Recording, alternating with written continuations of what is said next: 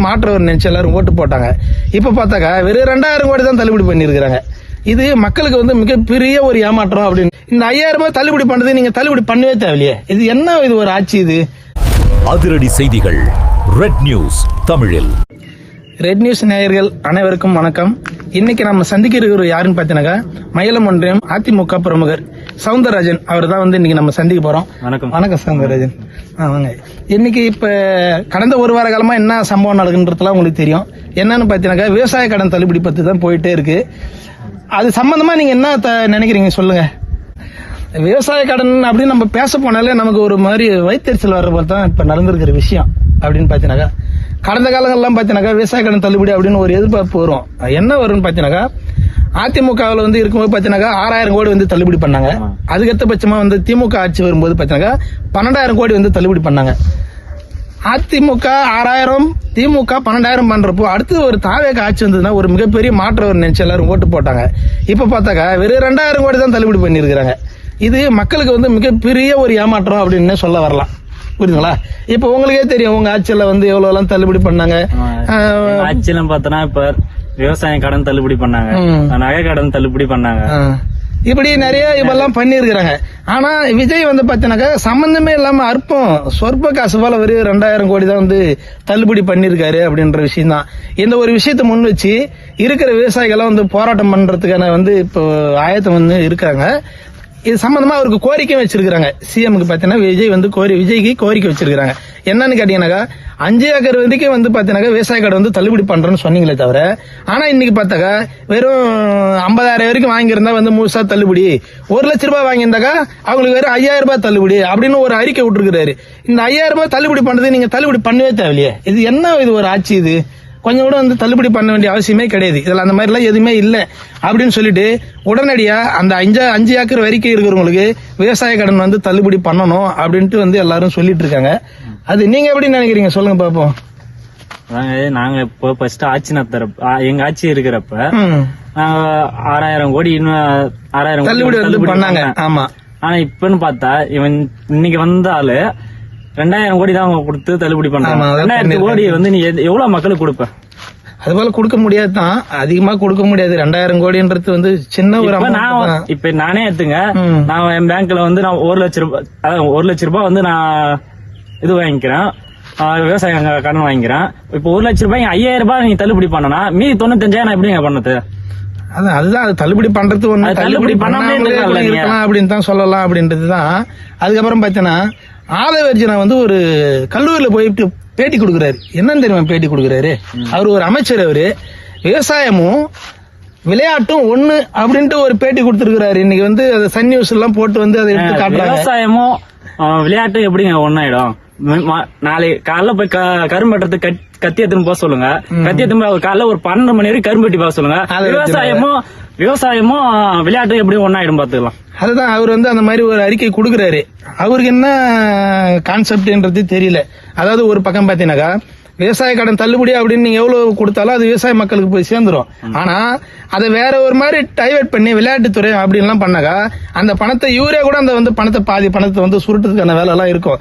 இப்ப இதுல தள்ளுபடின்ற பேர்ல இப்படி போறது ஒரு பக்கம், அவருக்கு வருமானம் வரதுக்கு ஒரு பக்கமா அப்படின்ற ஒரு விஷயம்லாம் நம்ம எல்லாம் பார்க்க வேண்டியது இருக்கு. அதுக்கேற்ற போல பாத்தீங்கன்னா அவர் வந்து வயிற்றுக்கு சோறு தூண்டுற ஆளா இருந்தா பரவாயில்ல, அவர் வேற ஏதோ சாப்பிடறாரு. என்ன சாப்பிடறாருன்னு கேக்குறீங்களா? அவன் வந்து வயிற்றுக்கு சோறு சாப்பிடற ஆளா இருந்தாக்கா இப்ப விவசாய கடனை வந்து இது வந்து தள்ளுபடின்றது கம்மியா தான் இருக்கு, இன்னும் நாங்க நிறைய பண்ணுவோம் அப்படின்னு அவன் வந்து சொல்லுவான். ஆனா அவன் வயிற்றுக்கு சோறு சாப்பிடற ஆளே இல்ல. எப்படின்னு கேட்டீங்கன்னாக்கா சிஎம் பதவியேற்ற உடனே சொன்னாங்க மக்கள் வந்து அனைவரும் சரிசமம் அப்படின்னு சொல்லிட்டு துப்புரவு பணியாளர் எல்லாரும் உட்காந்து சாப்பாடு சாப்பிட்டாங்க. அப்ப அவர் என்ன பண்ணாரு தெரியுமா? என்ன சாப்பாடு சாப்பிட்டாரு தெரியுமா? எல்லாருமே எல்லா டிவில வந்து இது ஒளிபரப்பு பண்ணாங்க. துப்புரவு பணியாளர் எல்லாம் வந்து இட்லி சாப்பாடு சாப்பிட்டு இருப்போம். ஆதவர்ஜன் என்ன பண்ணாரு, 2 பிரெட் எடுத்து வச்சு அதுல ஜாம் வச்சு சாப்பிட்டான். அவன் அந்த மாதிரி ஆளு. அதுக்காக நான் சொல்ல வந்தேன், அவன் சோறு சாப்பிடற ஆளா இருந்தா தான் தெரியும். அவன் பிரெட் சாப்பிடற ஆளு இல்ல பீஸா சாப்பிடற ஆளுக்கு அவனுக்கு விவசாயத்தை பத்தி எப்படி தெரியும்? அதனாலதான் அவன் இப்படி பேசுறானா அப்படின்றத நம்ம இன்னொரு பக்கம் பாக்கணும். அவன் என்னன்னா விளையாட்டுத்துறையும் வந்து விவசாயம் ஒண்ணுன்னு சொன்னா அவர் சொல்றாரு, ஒரு விளக்கம் கொடுக்கறாரு காலேஜ்ல. விளையாட்டும் விவசாயமும் ஒண்ணுன்னு சொன்னா நாளைக்கு காலைல வந்து மம்டி எவ்வளவு கத்தி எடுத்து மணி மதியம் ஒரு 12 மணி வரைக்கும் வேலை செஞ்சு பார்க்க சொல்லுவாங்க. வேலை செஞ்சுட்டாருன்னு வச்சுக்கான், விவசாயம் விளையாட்டு தான் ஒண்ணு குடும்பம். அதுதான் அவன் வந்து 1 மணி நேரம் வந்து ஒரு மம்டி பிடிச்சி அண்டை கைச்சான்னு வச்சுக்கான், அவன் இந்த விவசாயத்துல இவ்வளவு தூரம் வந்து கஷ்டம் இருக்குதான் அவனுக்கு அப்பதான் தெரியும். அவன் அப்படின்னு வந்த ஆள் கிடையாது, அவன்லாம் யாருன்னே தெரியாது. விஜய்ன்ற ஒரே ஒரு முகத்துக்காக வந்து அவனுக்கு ஓட்டு போட்டு வச்சுட்டாங்களே தவிர ஆதவர்ஜனா யாருன்றது அவனுக்கு தெரியாது. இப்ப அவனுக்கு பார்த்து எல்லாரும் ஓட்டு போட்டாங்க, அது போல எதுவுமே கிடையாது. அவன் இப்ப இந்த மாதிரி சொல்றான் அப்படின்ற ஒரு விஷயத்த பார்க்கும்போது இவன் இதுக்கப்புறம் வந்து இந்த மாதிரி தொடருமா அப்படின்றதெல்லாம் தெரியல.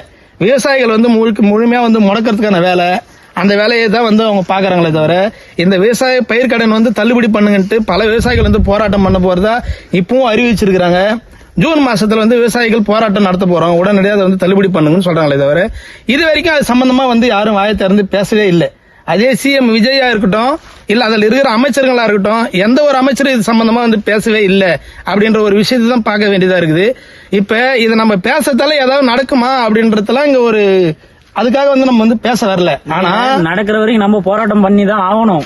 மக்களுக்கு தேவையானதை நம்ம போராட்டம் பண்ணாதான் எதுவுமே கிடைக்குமே தவிர இப்படி பண்றது நம்ம போராட்டம் பண்ணி தான் ஆகணும். அதுதான் நம்ம போராடாம எதுவும் நடக்காது, கேட்காம எதுவும் நடக்காது அப்படின்ற ஒரு விஷயத்தை தான் இங்க சுட்டி காட்ட வேண்டியது இருக்கு.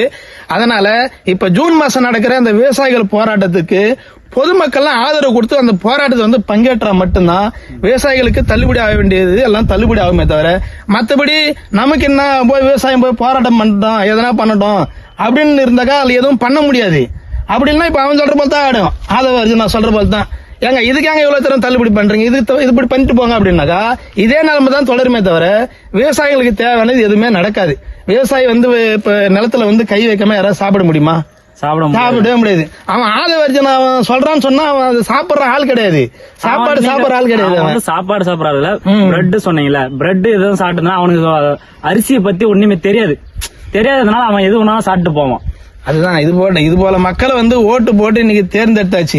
ஓட்டு போட்ட மக்களே சொல்றாங்க, இன்னைக்கு இருக்கிற விவசாய சங்க தலைவர்லாம் சொல்றாங்க, ஏங்க நீங்க தான் வந்து வாக்குறுதி கொடுத்தீங்க 5 ஏக்கருக்கு கம்மியா இருக்கிறவங்க எல்லாருக்கும் தள்ளுபடி பண்ணணும் அப்படின்றது நீங்க ஒரு வாக்குறுதியாவே கொடுத்தீங்க. ஆனா இன்னைக்கு ஏன் வந்து அதை பண்ண மாட்டேன்றீங்க? இப்படி ஒரு கண்டிஷன் வைக்கிறீங்க, 50,000 வரையும் தான் தள்ளுபடி, 1 லட்ச ரூபாய் போனாக்க 5,000 தான் தள்ளுபடி. இதை மாத்தி உடனடியா வந்து நீங்க தள்ளுபடி பண்ணணும்னு சொன்னா இது வரைக்கும் அதை காதலே வாங்கல, சிஎம் வந்து காதலே வாங்கல. அவர் பார்த்தா இங்க டெல்லிக்கு போறாரு, இங்க இருந்து டெல்லிக்கு போறாரு. ஏற்கனவே ஒரு நாள் பயணம் டெல்லிக்கு போனாரு. ஒரு நாள் பயணம் ஒரு டெல்லிக்கு போகணும்னு சொன்னா அதோட செலவு எவ்வளவு சொன்னாக்கா அவர் உர்ற விமானம் உர்றாரு தெரியுமா, அந்த இடத்துக்கு வாடகை 1 மணி நேரத்துக்கு 25 லட்சம். ஏற்கனவே ஒரு நாள் ஃபுல்லா இருந்துட்டு வந்தாரா அப்படின்னா அது எங்க போச்சு? போய் வந்து ஒரு 3 நாள் கூட ஆகல. மறுபடியும் 2 நாள் டெல்லி பயணம்னு போறாரு. இப்ப இதோட பணம்லாம் யாரோட பணம்? இந்த மாதிரி நீங்க வீண் செலவு பண்ற பணத்தையே விவசாயிகளுக்கு இப்படி கொடுத்தீங்கன்னா உங்களுக்கு வந்து நல்ல பேர் கிடைக்குமே தவிர ஒரு நாள் இப்ப நீங்க ஒரு மாசத்துல ஒரு 5 டைம் நீங்க டெல்லி போறீங்கன்னு வச்சுக்கோங்க, எவ்வளவு வருது? அதுதான் நம்ம சொல்ல வரோம். பணத்தை வந்து நீ மக்களுக்கு விவசாயத்துக்கு கொடுத்தா எந்த பிரச்சனையுமே இல்ல. கேட்கிற மக்களுக்கு வந்து எதுவும் பதில் சொல்லாம இவர் இப்படியே டெல்லிக்கே போய் இருந்தாருன்னா இதோட நிலைமை இது எங்க போய் நிக்குன்னு சொல்லுங்க பாப்போம். இருக்க மக்கள் வந்து கடன் இதுவாதான் நம்ம போயிடுவோம் உட்காந்து. அது ஒரு பக்கம் இருக்கும். மக்கள் வந்து தினசரி இறங்கி வீதியில் இறங்கி போராடுவாங்க. இந்த போராட்டம் தொடர்ந்துக்கினே போகும். விவசாயிகள் போராட்டம் வந்து பண்ண ஆரம்பிச்சாங்கன்னா ஏற்கனவே தெரியும் டெல்லியில வந்து நடந்த போராட்டம் எத்தனை மாச கணக்கெல்லாம் நடந்தது அப்படின்ற விஷயம் உலகம் முழுக்க வந்து எல்லாருமே பார்த்தாங்க. இப்போ மறுபடியும் வந்து தமிழக விவசாயிகள் இந்த போராட்டத்துல வந்து இறங்கினாங்கன்னு சொன்னா இதுல மிகப்பெரிய வந்து பின்விளைவுகளா ஏற்படுத்தும் அப்படின்ற ஒரு விஷயம் தான். அதனால இதை உடனடியா வந்து இப்ப இருக்கிற சிஎம் வந்து கவனத்துல கொண்டுங்கன்னு மக்களுடைய குறை கேட்டதுல இது ஒரு விஷயத்தையாச்சும் வந்து நிறைவேற்றணும்ட்டு ஏற்கனவே கொடுத்து இவங்க சொன்ன அமுல்படுத்தணும் சொன்ன விஷயம் தான்.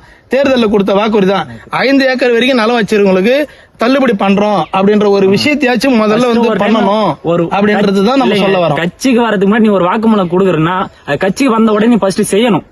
அவங்க எங்க அதை போல செய்யறாங்க? இப்ப அது போல செய்யலையே. இப்ப நம்ம சொல்றோம்ல, இப்ப ஆதவர்ஜனா போல ஒரு ஆள் இருந்தான்னு வச்சுக்கோ, அங்க ஒரு எந்த வேலையும் நடக்காது. இப்ப பாத்தீங்கன்னாக்கா பேட்டி கொடுக்கறதுலாம் பூரா ஆதவர்ஜனா தான் பேட்டி கொடுக்கறான். சிஎம் எங்க இருக்கிறாங்க? இப்ப யாரு சிஎம்னே தெரியல. ஆதவர்ஜனா சிஎம்மா இல்ல வந்து முதலமைச்சர் விஜய் வந்து சிஎம்மான்னு சொல்லுங்க பாப்போம். இது வரைக்கும் விஜய் வந்து பேட்டி கொடுக்கல, ஒரு தடவை கூட பேட்டி கொடுக்கல. ஒரு டெல்லிக்கு போய் வரேன்னு சொன்னா வந்த உடனே பிரஸ் மீட்டிங் வந்து பேட்டி கொடுக்கணும். இது வரைக்கும் எதுக்கும் பேட்டியா கொடுக்கல. எங்க பார்த்தாலும் வர இந்த ஆதவர்ஜனா பாரு, அவன் ஒரு ஆள் தான் எங்க பார்த்தாலும் பேட்டி குத்தினே இருப்பான். ஏன்னு கேட்டீங்கன்னாக்கா விஜய் வந்து சும்மா ஒரு பொம்மை போலதான், மீது எல்லாத்தையும் பண்றது பாத்தீங்கன்னாக்கா ஆதவர்ஜனா தான். இப்ப நம்ம பாக்குற விஷயத்துல இருந்து பாத்தீங்கன்னாக்கா தினசரி எங்க ஒன்னா பாருங்களா ஆதவர்ஜனா தான் எதையாவது பேசினே இருப்பான். இங்க இது இங்க அது எங்க இதுதாங்க இப்படி இருக்கணும். அவன் பேசுற விஷயமே புரியாது. அவன் ஒரு 1ஆம் நம்பர் லூசு போல பேசின்னு இருப்பான். பாத்தீங்கன்னாக்கா அதை வச்சு நான் பாத்தீங்கன்னாக்கா அவனுக்கு ஒரு பொறுப்பு கொடுத்திருக்காங்க, ஒரு அமைச்சர் பதவி கொடுத்திருக்காங்க.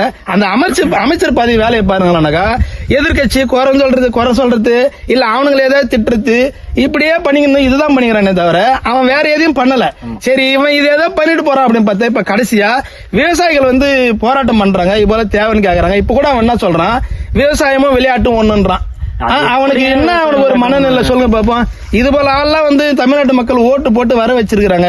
அவங்களுக்கு தேவையான விஷயத்தை உடனடியா வந்து தமிழக அரசாங்கம் வந்து தலையிட்டு விவசாயத்துக்கு அந்த தள்ளுபடின்றத முழுசா வந்து பண்ணணும். முழுசான்றதை விட அவங்க வாக்குறுதி கொடுத்தாங்கல்ல இல்லைங்க, அவங்க கட்சி வரது மாதிரி ஒரு வாக்குறுதி கொடுத்தாங்கல்ல, அந்த வாக்குறுதி பண்ணாலே பெரிய விஷயம். ஆமா, அதை மட்டும் நிறைவேற்றுங்க அப்படின்ற ஒரு விஷயத்தை தான் சொல்ல வரமே தவிர இப்ப நம்ம வேற எதுவும் சொல்ல வரல. இது அவங்க கவனத்துக்கு வந்து போய் சேரணும். இப்ப வந்து போராட்டம்ன்ற அறிவிச்சிருக்காங்க. அதை வந்து மக்களும் வந்து ஒத்துழைப்பு கொடுத்து விவசாயிகளுக்கு வந்து போராட்டத்துக்கு வந்து கரெக்டா பண்ணா மட்டுமே இது சாத்தியமாகுமே தவிர வேற எதுவும் சாத்தியம் ஆகாது அப்படின்ற ஒரு விஷயத்தை தான் இங்க நம்ம திரும்பவும் சொல்றோம். அதனால உடனடியா சிஎம் வந்து இந்த 5 ஏக்கர் வச்சிருக்கிறவங்களுக்கு விவசாய கடன் தள்ளுபடின்றது உடனடியா பண்ணணும் அப்படின்னு சொல்லி இந்த நிகழ்ச்சி மூலம் நம்ம தெரிவிச்சிருக்கிறோம். இது வரைக்கும் பாத்தீங்கன்னாக்கா ரெட் நியூஸ் நேயர்களுக்கு நீங்க வந்து கொடுத்த விஷயம், நம்ம பேசின விஷயம் பயனுள்ளதா இருக்கும்னு நினைக்கிறேன். அதனால நேயர்கள் அனைவருக்கும் நன்றி தெரிவிச்சுக்கிறோம். மிக்க நன்றி.